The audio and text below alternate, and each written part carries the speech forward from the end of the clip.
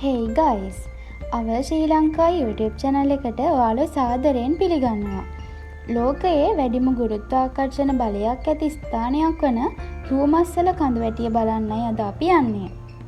ගාල්ලේ සිට මාතර දෙසට යන විට උණ වටුන පටන් ගන්න කෙළවරේ තමයි රූමස්සලට යන පාර තිබෙන්නේ. රාවණා රාම යුද්ධයේදී හනුමන්තා ලංකාවට ඔසවාගෙන හිමාලයේ වර්තමානය වන රූමස්සලයි මේ පෙනෙන්නේ.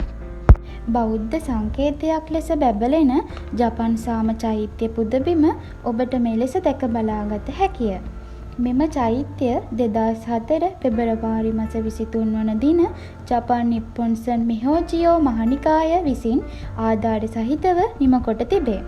මෙම සාම චෛත්‍ය සැලසුම් කර ඇත්තේ සියලුම ජාතීන් හා ආගම්වලට අයත් පුද්ගලයන් සඳහා අවධානය යොමු කිරීමට සහ ලෝක සාමය සඳහා ඔවුන්ගේ සිවීමේදී ඔවුන් එක්සත් කිරීමට උපකාරී කිරීම සඳහාය. ඒ වගේම ලෝකයේ වෙනත් කිසිදු පරිසර පද්ධතියක් හා සම කළ නොහැකි අමුතුම ආකාරයේ පරිසර පද්ධතියක් මෙහි දැකගත හැකිය.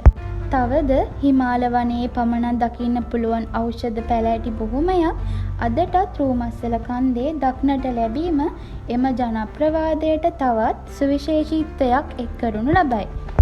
1991 දී පමණ කරපු අධ්‍යයනයකින් හෙළි වුණේ ඖෂධ පැලෑටි 150ක් පමණ රූමස්සලින් සොයාගෙන තිබෙන බවයි. ඉන් ඖෂධ පැලෑටි 141ක්ම රූමස්සලටම පමණක් ආවේනික වන ඖෂධ පැලෑටිය. සාම චෛත්‍ය වැඳ පුදා ගැනීමෙන් පසුව ඉන් පහළ පාරේ යන විට ලස්සන මුහුදු වෙරළක් දැක ගැනීමට හැකියාව ඇත. ඔයාලට පවුලේ අයත් එක්කම ඇවිල්ලා විනෝද වෙන්න, මුහුදේ නාන්න, බෝට්ටු සවාරිද යන්න පුළුවන්.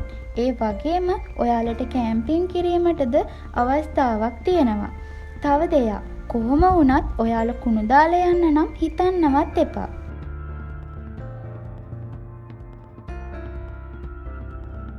මේ වගේ ලස්සන පරිසරයක් මැදින් තමයි මුහුදු වෙරළට යන්න තියෙන්නේ. අපි දැන් ඉන්නේ ජංගල් බීච් එකේ.